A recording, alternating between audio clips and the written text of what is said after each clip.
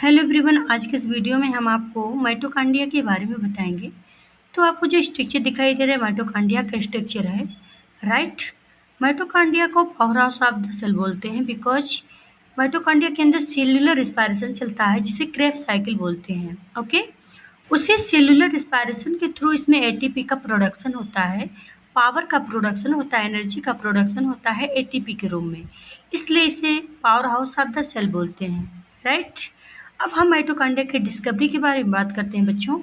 तो माइटोकॉन्ड्रिया की discovery first of Kolliker नामक साइंटिस्ट ने 1880 में इंसेक्ट के स्ट्राइएटेड मसल्स में किया था, राइट। एंड सेकंड अल्टमान जी हैं, वो भी एक साइंटिस्ट ही हैं अल्टमान। उन्होंने 1890 में क्या किया, 1890 में जो है इस माइटोकॉन्ड्रिया का नाम बायोप्लास्ट रखा। और फिर एक वैज्ञानिक और है सी बेंडा। ओके, सी बेंडा ने 1897 में माइटोकॉन्ड्रिया नाम दिया, राइट। मतलब माइटोकॉन्ड्रिया का नाम माइटोकॉन्ड्रिया कौन दिया, तो आप बताओगे सी बेंडा। कितने सन में, तो बताओगे 1890 में, राइट। अब हम इसके स्ट्रक्चर के बारे में बात करते हैं थोड़ा। तो माइटोकॉन्ड्रिया जो होता है बच्चों, यह एक प्रकार का double membrane bound cell structure cell organelle है, ठीक है। Double membrane bound cell organelle होता है जो कि सेल के अंदर प्रेजेंट होता है, राइट। ये सेमी ऑटोनोमस सेल ऑर्गेनेल होती है, मीन्स अपने कुछ कार्य अब खुद करती है और कुछ कार्य सेल पर डिपेंड करती है, राइट। एंड इसके अंदर जो इसका इनर मेम्ब्रेन होता है बेटा, उसमें फिंगर लाइक प्रोजेक्शन होता है, फिंगर लाइक इनफोल्ड स्ट्रक्चर होता है जिसे क्रिस्टी बोलते हैं।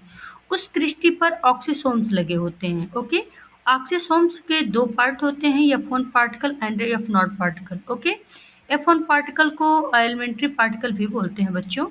और जो ऑक्सीसोम होता है यही इसके अंदर रिस्पायरेटरी एंजाइम होता है, यही रिस्पायरेटरी एंजाइम जो होता है क्रेब्स साइकिल चलाता है। मतलब इसमें जो है बेटा क्या होता है, सेल्यूलर रिस्पायरेशन होता है जिसमें क्रेब्स साइकिल चलता है। क्रेब्स साइकिल के द्वारा ही एटीपी का निर्माण होता है। इसमें जो सेल्यूलर रिस्पायरेशन होता है बच्चों, इसमें ऑक्सीजन का यूज होता है, राइट। तो इसमें एरोबिक रिस्पायरेशन होता है, एरोबिक सेल्यूलर रिस्पायरेशन, राइट। इसके बाद इसका खुद का डीएनए भी होता है, जैसा कि मैंने बताया कि सेमी ऑटोनॉमस। तो इसका खुद का डीएनए होता है, अपने उसी डीएनए के द्वारा अपनी ये कॉपी बना लेता है, राइट। अपना कॉपी बनाता, अपना सेल डिवीजन कर लेता है, ठीक है, अपना रिप्लिकेशन कर लेता है। और फिर इसके अंदर आपका राइबोसोम भी होता है, किस प्रकार का, 70S प्रकार का, है ना बच्चों। तो प्रोटीन भी